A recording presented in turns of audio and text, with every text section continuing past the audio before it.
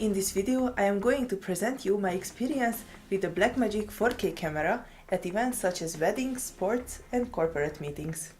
I'm going to point out why this great camera at such a low price is one of the worst options if you need mobility, speed in situations where you cannot control much the light and the action around you. This model here is the production camera, also known as the 4K version. We bought this camera for the quality that it outputs. As you know already, it shoots ProRes and DNG RAW in 4K. I'm not going to talk about its features, this is not a review. The point of this video is to highlight the versatility, portability and usability of the camera. I'm going to start with the screen. I like that it is much bigger compared with most DSLRs. You can see very well where the focus is. The focus peaking is great and helps as well, but there is a major setback with the camera that can affect this function, the luminosity of the screen. If you are shooting indoors, you will be fine, but if you are shooting even in overcast sky, you will not be able to see much, even with a screen hood that you have to buy separate. Also, the viewing angle is very narrow, and the resolution is 800 by 480, and the pixels are so big you can almost count them. I did. When it comes to battery life, the camera just needs external power all the time. Its internal battery maybe lasts for 30 minutes and you basically need to keep it plugged in with an external battery. Any large battery can fit, even LED ones. It just has to be between 12 and 30 volts. This also adds more weight and size to the camera. The controls of this camera are a pain. You have to go to the menu to change the ISO, exposure, white balance and frame rate.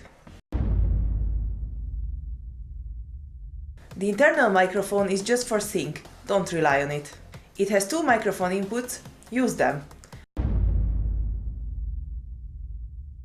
Another reason why I would not recommend it for events, its size and weight. And it weighs about 4 pounds or 2 kilos and it's very hard to find stabilizing systems for it.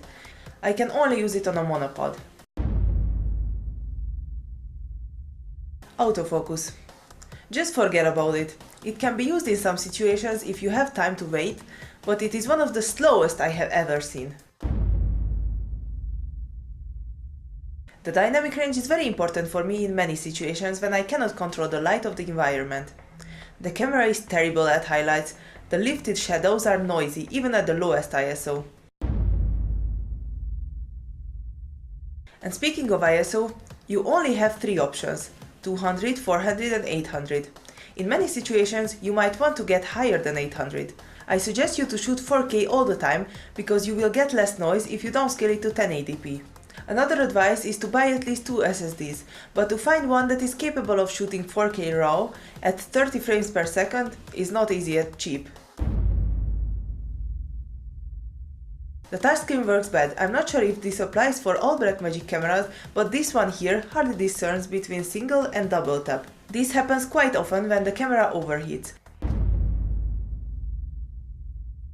The battery indicator shows only 100%, 75, 50, 25 and 10%, and those numbers fluctuate depending on the state of the camera, recording, playback or idle. This concludes my video. There is no perfect camera for all situations. This model is a great production camera, but if you are looking for an event camera, consider other options. For more photography related information, please hit the subscribe button.